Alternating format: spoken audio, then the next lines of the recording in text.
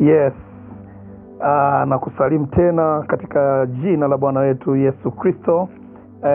Naitwa Dr. Detrix Ndalawa, mchungaji kutoka Maranatha Faith Assemblies of Tanzania, lakini pia muuguzi au mkunga. Na leo nipo hapa tena kukukaribisha katika chaneli nzuri ya Injili pamoja na Afya TV, ambayo inatoa mafundisho au elimu kuhusu videkezo vya afya ya mama pamoja na mtoto, lakini pia tunakuwa na mafundisho ya Biblia, mahubiri pamoja na majadiliano mbalimbali, yote kuweza kukuhakikisha kwamba safari yako ya afya ya roho pamoja na afya ya mwili inakuwa iko sawa. Basi usiache kulike, usiache kusubscribe katika channel hii. Pia acha komenti yako vile ambavyo tunaweza tukaboresha mafundisho yetu haya ili yaweze kuwa na manufaa au na faida kwako. Karibu tena katika somo la wiki hii.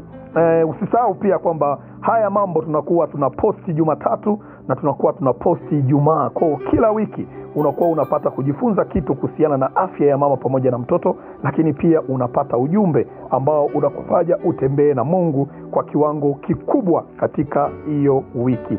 Simama pamoja nasi katika kipindi cha wiki hii, nawe utakuwa unabarikiwa.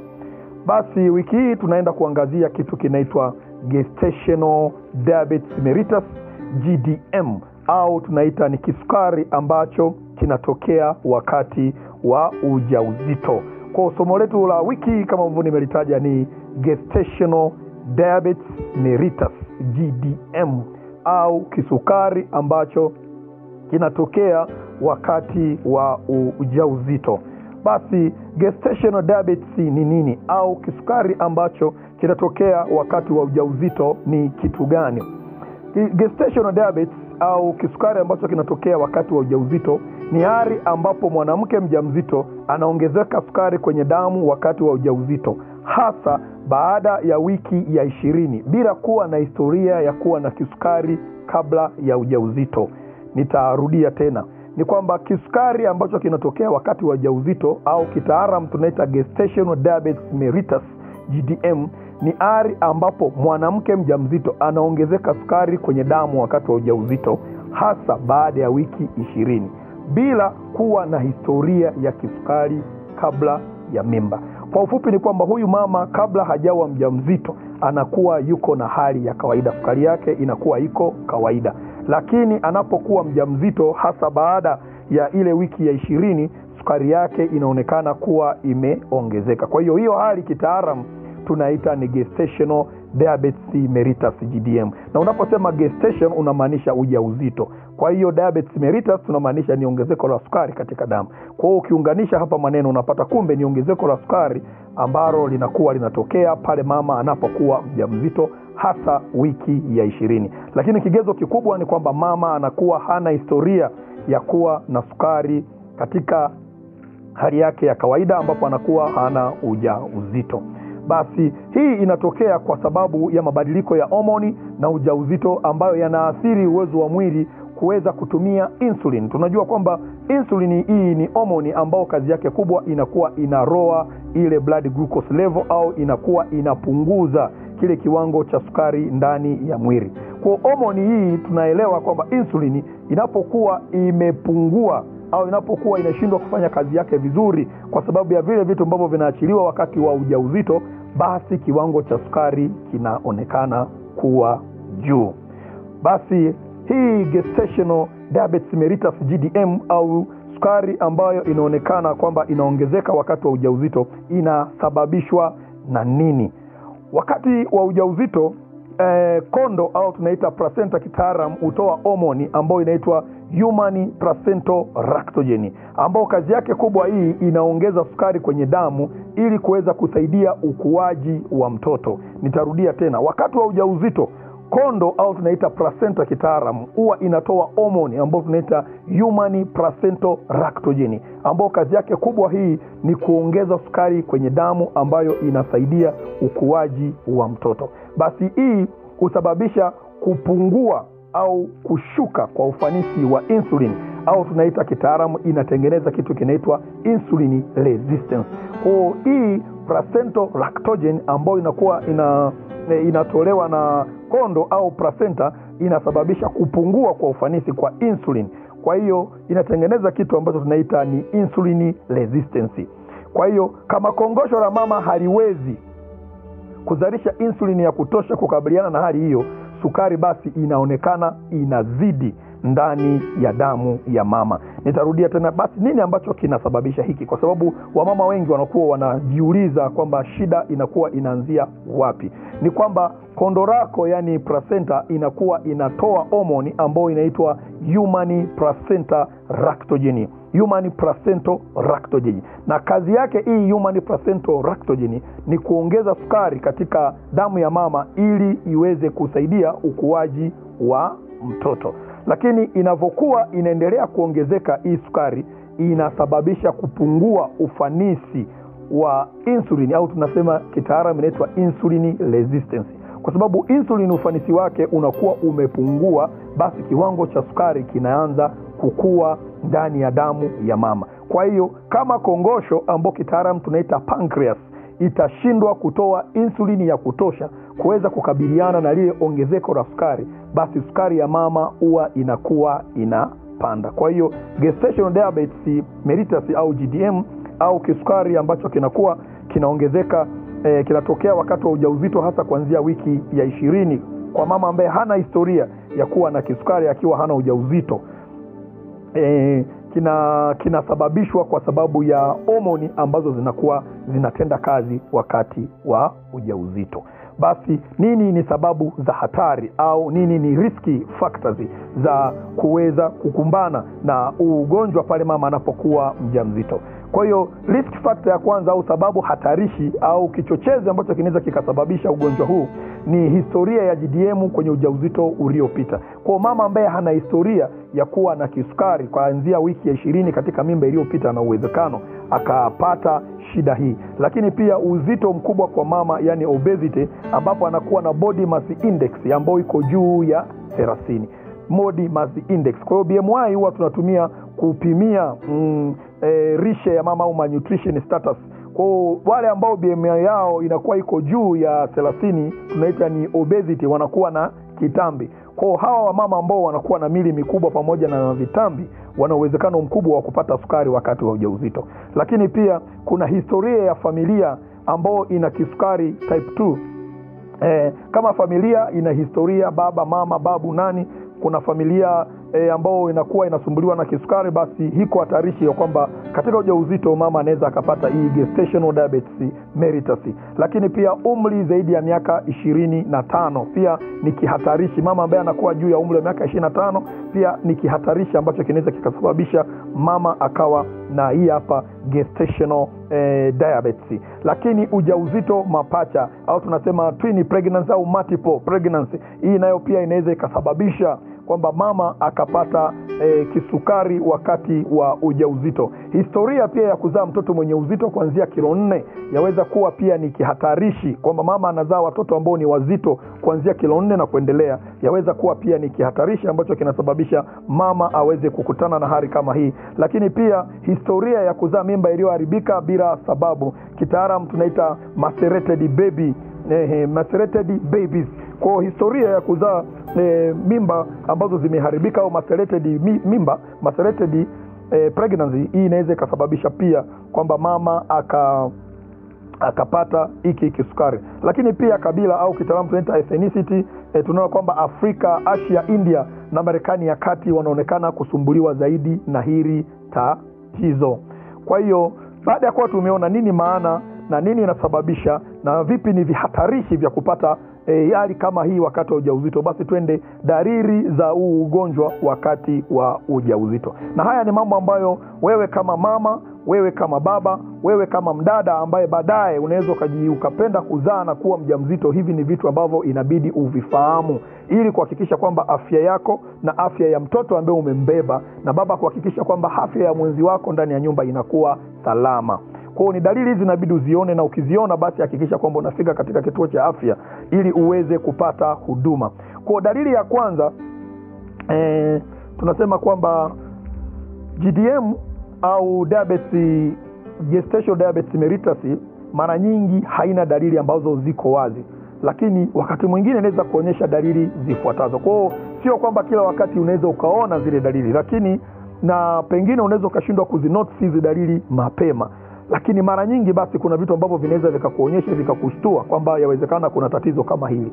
Namba moja ni kukojoa mara kwa mara kuliko kawaida. Wamama wajawazito huwa kuna wakati wa ujauzito wanakuwa wanakojoa mara kwa mara, lakini kuna kukojoa mara kwa mara kuliko kawaida.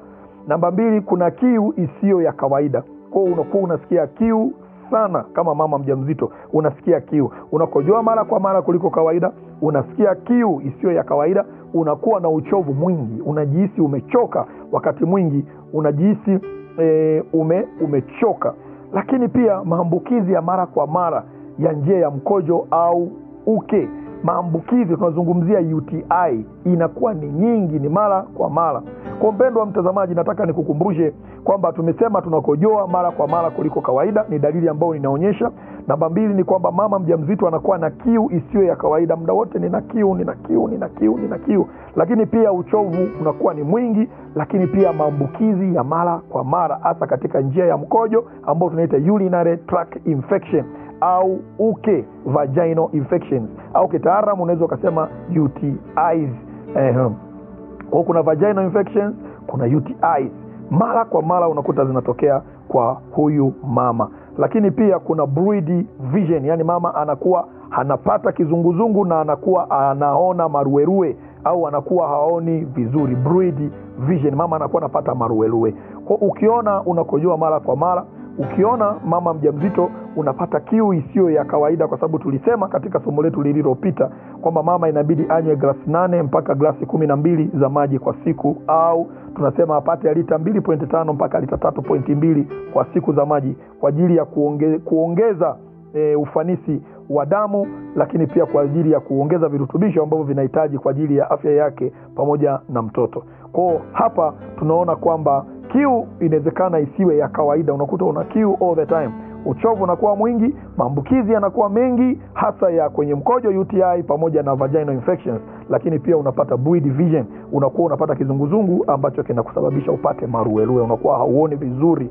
wakati huo, tunaita blurred vision. Kwa hiyo ndio maana uchunguzi wa kliniki ni muhimu hata kama hauna dalili.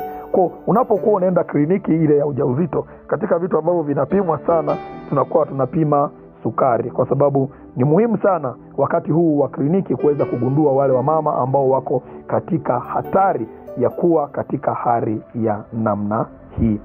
Basi ni vipimo gani ambavyo tunatumia basi kuweza kugundua kwamba mama anakuwa ana shida hii ya gestational diabetes mellitus, au kitaalamu tumesema tunaita GDM, au tunaita kisukari ambacho kinatokea wakati wa ujauzito hasa baada ya wiki 20. Basi kipimo cha kwanza tunatumia glucose challenge test au GCT.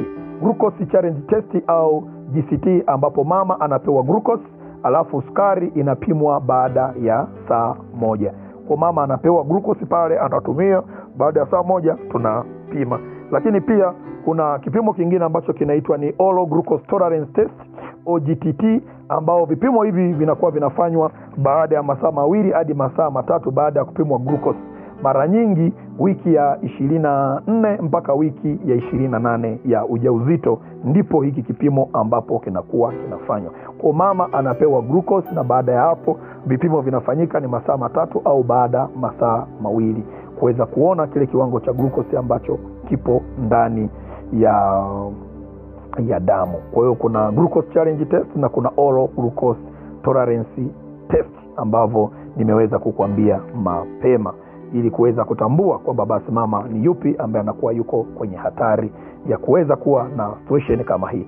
Basi tumejifunza mambo mengi kuhusiana na hii changamoto. Twende kuona madhara ambayo yanaweza yakajitokeza wakati mama anakuwa na hali kama hii kwake yeye, lakini pia na kwa mtoto. Kwa madhara yako kwa mama, lakini madhara pia yako kwa mtoto. Basi tuanze na kwa mama. Madhara haya yanakuwa ni kama yapi? Namba moja ni shinikizo la damu la juu au pregnant induced hypertension au preeclampsia. Kwa mama anapata shinikizo la damu lililo juu, kitaalamu tunaita pregnancy induced hypertension au preeclampsia. Namba 2 pia kuzaa mtoto mkubwa au tunaita microsomia, kuhitaji upasuaji au C-section. Kwa mama mara nyingi wanapokuwa wamepata mtoto mkubwa ambao most of the time tunaanzia kilo 4 kwenda mbele, mama anahitaji kufanyiwa upasuaji. Kwa wale wa mama ambao wengi wanasumbuliwa na hili tatizo, nakuta wanaweza wakazaa mtoto ambaye ni mkubwa. Lakini pia hatari ipo kwamba mama anaweza akapata kisukari cha kudumu au tunaita type 2 diabetes baada ya kujifungua. Kwa kuna hatari au uwezekano mama huyu kile kisukari kikaendelea. Lakini pia maambukizi ya njia ya mkojo tumeyazungumzia kwamba mama unakuta anakuwa na maambukizi sana ya mara kwa mara ya UTI. Kwa hiyo kwa kusema ni kwamba madhara ambayo mama anayapata ni ongezeko kwanza au shinikizo la damu kuwa juu wakati wa ujauzito, ambao ni PIH au preeclampsia, ambao pia hii inaweza kusababisha mama hasiwezi kuzaa kawaida, kwa sababu wengi wao huwa tunaenda theater kuweza kuwazarisha, kwa sababu hii inakuwa ni kigezo kimojawapo cha kumfanyia C-section. Namba 2 ni kuzaa mtoto mkubwa ambao tunaita kitaalamu microsomic baby, ambao hii nayo inahitaji upasuaji kwa sababu huyu mtoto hawezi akapita kwa njia ya kawaida. Lakini hatarishi au madhara mengine kwa mama, anaweza akapata hali ya kisukari type 2 diabetes type 2 ya kudumu baada ya kuwa mama amejifungua akawa anaishi na kisukari. Na namba 4 tumesema ni maambukizi ya mkojo au UTI, ambayo inaweza ikawa inamsumbua mama mara kwa mara. Basi nini ni madhara ya gestational diabetes mellitus kwa mtoto? Madhara yapi ambayo mtoto anakuwa anayapata endapo mama atapitia hii hali wakati wa ujauzito? Namba 1 ni uzito mkubwa zaidi ya kawaida, zaidi ya kilo 4. Tumeona kule kwamba mama anakuwa na hatarishi ya kuzaa mtoto mkubwa, na hapa mtoto anaweza akazaliwa akiwa na kilo zaidi ya 4, ambao tumesema kitaalamu tunaita ni macrosomic baby. Namba 2 ni maumivu ya bega wakati wa kujifungua au kitaalamu tunaita shoulder dystocia, kwamba mama anapokuwa amebeba huyu mtoto ambaye ni mnene, kitaalamu nimesema microsomic baby, complication huwa inakuja kutokea pale anapokuwa anazaliwa kawaida, kwamba bega linaweza likagoma kutoka, ambao kitaalamu tunaita shoulder dystocia, ambao hapa inahitajika manyuva za kitaalamu kuweza kumzarisha, au wakati mwingine inabidi muingie theater mkamzarishe. Kwa hiyo hii inaweza ikatokea pale mama ambapo anakuwa na hali ya kisukari. Namba 3 ni hypoglycemia au sukari kushuka baada ya kuzaliwa. Kwa watoto wengi ambao wanakuaga wamezaliwa na mama ambao wana historia ya kisukari pamoja wakawa na uzito mkubwa, wanakuwa na hatarishi kubwa sana ya kupungua sukari baada ya kuwa amezaliwa, hypoglycemia, kwa sababu mtoto huyu anakuwa amekaa katika mazingira ambayo sukari ilikuwa juu na sasa anaenda kujitegemea, na katika kujitegemea mwili wa mtoto unakuwa haujajitengeneza kuweza kumudu ile sukari ambayo ilikuwepo. Kwa hiyo inachofuata ni kwamba sukari inashuka, ambayo inakuwa ni hatari sana kwa mtoto. Kwa hiyo watoto hawa wanasumbuliwa na condition ambayo tunaita kitaalamu hypoglycemia au sukari inashuka baada ya kuwa wamezaliwa. Shida nyingine ambayo inatokea ni kuongezeka hatari ya kupata kisukari au uzito mkubwa ukubwani. Hawa watoto ambao unakuta wamezaliwa na wamama ambao wanakuwa na kisukari, hiko hatari na yeye mwenyewe mtoto kujikuta anapata kisukari au anakuwa na uzito mkubwa, kwa sababu tumesema wanazaliwa wakiwa ni mabigi, ni microsomic. Kwa hiyo wao wanaweza wakapata shida. Lakini pia wanaweza wakapata kupumua kwa shida baada ya kuzaliwa, au tunaita birth asphyxia. Kwa hiyo wanaweza wakapata birth asphyxia, watoto wakashindwa kupumua vizuri baada ya kuzaliwa, kitaalamu tunaita birth asphyxia. Lakini pia tunaweza tukapata kifo cha mtoto tumboni, ambao ni mara chache, it is very rare, lakini inawezekana. Kwa mpendwa, nitarudia tena kwamba athari ambazo mtoto anaweza akazipata ambaye mama amepitia hali hii ni kwamba mtoto anaweza akawa na uzito mkubwa kuliko kawaida zaidi ya kilo 4. Mtoto anaweza akapata maumivu ya bega kama atakuwa anazaliwa kwa njia ya kawaida, yani kitaalamu tunaita ni spontaneous vaginal delivery. Mtoto anaweza akapata shida inaitwa shoulder dystocia au maumivu wa bega wakati anazaliwa kawaida. Mtoto anaweza akapata hypoglycemia baada ya kuwa amezaliwa. Hypoglycemia ni kisukari ya mtoto ikawa inashuka baada ya kuwa amezaliwa. Lakini pia kuna kuongezeka hatari kwa mtoto kuwa na uzito mkubwa, kuwa na obesity, lakini pia kuwa na sukari huko ukubwani. Lakini pia mtoto anaweza akapata shida ya kupumua baada ya kuzaliwa, ambao nimesema kitaalamu tunaita ni birth asphyxia. Lakini pia mtoto anaweza akafa akiwa tumboni, ambao tunaita ni stillbirth kitaalamu, lakini hii ni mara chache, lakini inawezekana. Basi tiba ni ipi ambayo mama ambaye anapitia hali kama hii ambayo ni gestational diabetes mellitus, au kama nilivyosema kwamba ni kisukari ambacho kinatokea wakati wa ujauzito, basi huyu mama afanye nini ili kuweza kuimprove au kuhakikisha kwamba hii hali yake basi inaweza katoa matokeo mazuri kwake pamoja na kwa mtoto. Kwa hiyo katika hii tiba tutaanza polepole, na tiba ya kwanza ni lishe bora, ambao kitaalamu tunaita ni medical nutrition therapy, lishe bora. Kwa katika hii lishe bora mama anapaswa kudhibiti wanga kitaalamu tunaita ni carbohydrates, kwa kula mara nyingi kiasi kidogo kidogo. Unaposema wanga tunazungumzia vitu ambavyo ni kama ugali, ni kama wali, ni kama miogo, vitu kama hivyo. Kwa hiyo dhibiti wanga, carbohydrates, kula kidogo kidogo lakini mara nyingi. Lakini pia kula protein inapatikana vitu kama kwenye maharage, vitu kama kwenye nyama, vitu kama kwenye samaki, mboga, matunda yenye sukari kwa wastani. Kumbuka kwamba matunda pia yana sukari nyingi. Kwa chagua yale matunda ambayo yanakuwa yana sukari kwa wastani. Yale matunda ambayo yanakuwa na sukari nyingi, epuka kula wakati huu. Pia epuka kula vyakula vyenye sukari nyingi, vyakula vya kukaanga na wanga wa haraka kama mikate myeupe na kadhalika.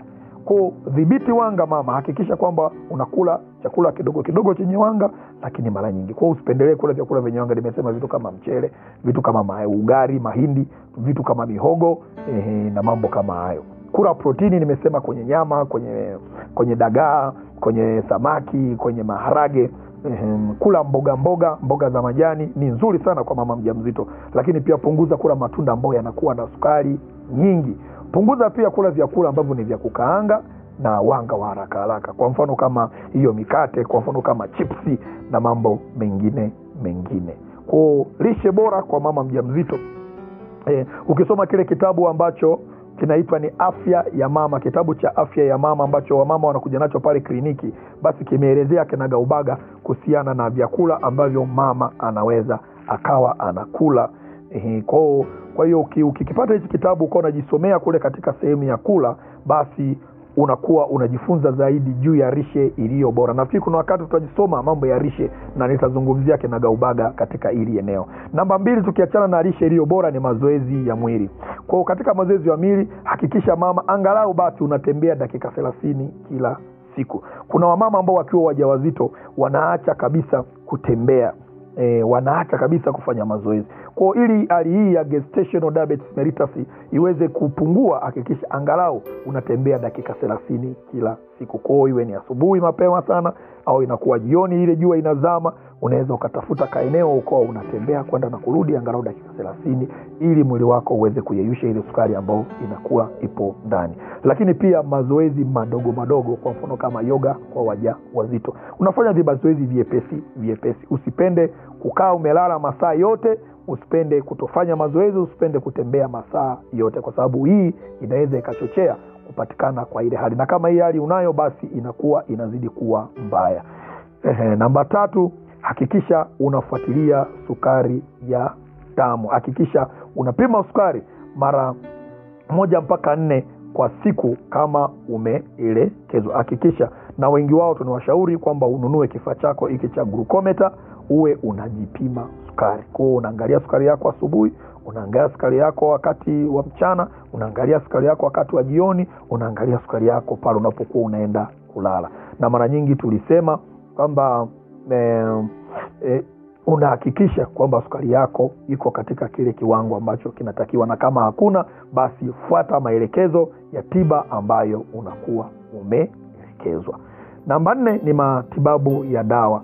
Ikiwa lishe na mazoezi havitoshi, unaweza kupewa insulin au dawa salama kama metformin, ambayo inategemea na ushauri wetu sisi kama watu wa tiba au madaktari. Kwa hiyo kama haya niliyosema, namba 1 lishe bora, namba 2 mazoezi, namba 3 unafuata kupima angalau mara 1 mpaka mara 4 kwa siku, kwamba hivi vitu havitoshelezi, basi yawezekana ukawa umepewa dawa ambayo ni insulin au ukawa umepewa dawa ambayo ni metformin kwa ajili ya matumizi yako, kutegemeana na vile ambavyo shauri daktari anakuwa ameushauri. Kuna watu ambao wanatumia insulin, kuna watu wanakuwa wanatumia metformin katika hali kama hii. Kwa utafanya kulingana na vile daktari wako ambavyo anakuwa amekushauri. Namna sasa ya kuzuia hii gestational diabetes. Tunawezaje kuzuia gestational diabetes? Gestational diabetes inaweza kuzuiliwa kwa kufanya mambo yafuatayo. Namba 1, kula lishe bora hata kabla ya kushika mimba. Hakikisha lishe yako wewe kama mama ambaye uko katika umri wa kuweza kuzaa na kupata mtoto inakuwa bora. Namba 2, kudhibiti uzito wa mwili kabisa kabla ya ujauzito. Hakikisha mama, kama una mwili mkubwa au mpana pale unapotaka kupata ujauzito, basi fanya vitu ambavyo vinaweza vikakusaidia ukaupunguza uzito wako wa mwili ili uweze kuondoa hatari ya kupata hii gestational diabetes mellitus au GDM. Lakini pia kufanya mazoezi ya mara kwa mara, kama nilivyosema, mazoezi mepesi ambayo yameonekana kuwa changamoto sana kwa wamama na wadada siku hizi. Lakini mazoezi mepesi yanakusaidia kuepukana na changamoto kama hii wakati wa ujauzito. Lakini epuka kula vyakula vyenye sukari na wanga mwingi ambavyo huvihitaji wala sio vya lazima. Jamani, msosi. Epuka kula vyakula vingi ambavyo vina sukari, lakini vyakula vingi ambavyo vina wanga ambao kitaalamu mwili wako hauhitaji. Lakini hudhuria kliniki mapema na kwa ratiba ili kugundua hii hali mapema. Sasa ni lini uanze kwenda kliniki? Muda wowote utakapokuwa umegundua wewe ni mjamzito, hakikisha unaenda kuanza kliniki yako. Na sasa hivi badala ya mahudhurio 4 ni mahudhurio 8 mpaka unapojifungua. Kwa hiyo hakikisha unaanza kliniki yako mapema ili hii hali igundulike mapema na iweze kutatuliwa. Basi twende kwenye habari za lishe inayopendekezwa kwa mama mwenye GDM. Lishe inayopendekezwa kwa mama mwenye GDM. Ni lishe gani basi inayopendekezwa? Kule tulizungumzia kwamba kula vyakula fulani, nikasema kwamba tutafika sehemu tutazungumzia kinagaubaga. Tutazungumzia hapa. Kwa hapa basi tunaendelea, je, ni vyakula gani ambavyo mama anabidi avile? Basi mboga nyingi za majani, kwa mfano kama mchicha, brokoli, kabeji, kuna sukuma wiki, kuna spinachi na kadhalika. Kula mboga nyingi za majani. Mboga nyingi za majani pia, wapendwa wa mama, msisahau kwamba zinatuongezea damu. Mboga za majani zinaongeza damu. Kwa hiyo hakikisha unakula vyakula vingi vya mboga za majani. Epuka matunda yenye sukari au kula matunda yenye sukari kidogo. Kwa mfano kama apple, parachichi, ndizi ndogo. Hivi vitu vina sukari nyingi. Kwa hiyo wakati wa ujauzito epuka kuvila kwa wingi. Lakini pia kula nafaka ambazo zimekobolewa. Vyakula bora, vitu kama apple, parachichi, ndizi ndogo, very good. Hakikisha unakula wakati wa ujauzito. Nafaka pia ambazo zimekobolewa, kama nilivyosema, hizi nafaka zinakuwa na wanga mwingi. Kwa hiyo nafaka ambazo zimekobolewa zinakuwa nzuri. Unaweza kutumia nafaka ambazo zimekobolewa, ni nzuri. Pia protini safi kama mayai, samaki, maharagwe, ndengu na kadhalika. Haya yote pia ni mazuri kwa mama ambaye ni mjamzito. Maziwa yasiyo na sukari nyingi. Maziwa yana sukari yake, kitaalamu tunaita lactose. Kwa hiyo unaweza ukatumia maziwa na ukawa uyawekei sukari na yakawa yanafanya kazi. Lakini pia hakikisha unapata maji mengi badala ya kukimbilia juisi au soda. Hakikisha unapata maji mengi badala ya kukimbilia juisi au soda. Kwa hiyo ukifanya hivyo, nina imani utakuwa unajiweka katika hali nzuri ya kucontrol au ya kupunguza au ya kuondoa hatari ya kupata ugonjwa huu ambao tumesema kitaalamu unaitwa diabetes mellitus au gestational diabetes mellitus, GDM. Kwa kula mboga nyingi, kula matunda yenye sukari kidogo, kula nafaka zilizokobolewa, kula protini safi, kula maziwa ambayo yana sukari kidogo, lakini pia pendelea zaidi kunywa maji mengi badala ya kunywa juisi pamoja na soda. Na vyakula vya kuepuka ni vipi? Vitu kama keki, vitu kama peremende, vitu kama soda, biskuti, juisi za dukani, mikate mieupe, tambi, wali mweupe mwingi, vyakula vya kukaanga, chumvi pamoja na mafuta kupita kiasi. Nitarudia tena, vyakula vya kuepuka wakati wa ujauzito ni kama keki, peremende, soda, biskuti, juisi za dukani, mikate mieupe, tambi, wali mweupe mwingi, vyakula vya kukaanga, chumvi na mafuta kupita kiasi. Hivi vitu hakikisha kwamba unaviepuka wakati wa ujauzito. Basi nini ufanye baada ya kuwa umejifungua? Kwa hiyo baada ya kuwa umejifungua, mara nyingi diabetes au gestational diabetes mellitus huisha kwa mwanamke baada ya kuwa amejifungua, inaisha yenyewe, kwa sababu tulisema huu ni ugonjwa unakuwa unatokea wakati wa wiki 20 na kuendelea, lakini baada ya kuwa mama amejifungua basi huwa unapotea. Hivyo mama aliyepata GDM anakuwa na hatari ya kupata kisukari cha kudumu ambao tunaita type 2 diabetes. Kwa hiyo wamama wapendwa, kama hali unaopitia sio chronic diabetes ambao ni kisukari ulichokuwa nacho mwanzo, bali ni kisukari umekipata wakati wa ujauzito, mara nyingi huwa baada ya kujifungua sukari inarudi katika kiwango chake cha kawaida, lakini unakuwa kwenye hatari ya kupata ugonjwa wa kisukari wa kudumu. Unakuwa kwenye hatari. Kwa hiyo nini ufanye? Hakikisha unapima sukari yako miezi 6 baada ya kujifungua, kisha angalau mara moja kila mwaka au baada ya mwaka 1 mpaka 3. Nini ufanye? Hakikisha unapima sukari yako baada ya miezi 6 baada ya kuwa umejifungua, lakini pia hakikisha usipite mwaka angalau haujapima sukari yako na kuijua, maana unakuwa huko kwenye hatari ya kupata kisukari cha kudumu. Ujumbe muhimu kwa mama wajawazito kutoka kwangu ni kwamba kisukari cha mimba kinaweza kutokea kama hujawahi kuwa mgonjwa. Wapendwa wa mama, sio kwa sababu wewe ni mgonjwa wa sukari ndio maana gestational diabetes huwa inatokea. Tumesema hiki ni kisukari ambacho kinatokea wakati wa ujauzito, na unapokuwa umejifungua huwa hali yako inarudi kawaida. Kwa inaweza ikatokea kwa mtu yoyote yule. Hali hii inaweza kudhibitiwa vizuri kwa lishe, mazoezi na ufuatiliaji wa karibu. Usijisikie vibaya, hudhuria kliniki mara kwa mara, fuata ushauri wa kitaalamu na linda afya yako na ya mtoto na utakuwa salama. Kwa hiyo hii hali inaweza kudhibitika. Kwa hiyo mpendwa mama, usikate tamaa. Mpendwa mama, usijisikie vibaya. Hii ni hali ya kawaida na inaweza ikadhibitika ukipitia lishe, ukifanya mazoezi na ukafanya ufuatiliaji kupitia kliniki ya afya. Mungu akubariki wewe ambaye umechukua muda wako kusikiliza somo hili, na Mungu usiache Mungu asimame pamoja na wewe unayesapoti kazi hii kwa kusikiliza na kujifunza. Basi mafundisho haya yakao ya faida kwako. Usiache kulike, usiache kusubscribe, usiache kuacha comment yako. Usisahau, naitwa Dr. Detrix Ndalawa ambaye ni mchungaji kutoka Maranatha First Assemblies of Tanzania, lakini pia ni muuguzi na mkunga. Asante na Mungu akubariki sana.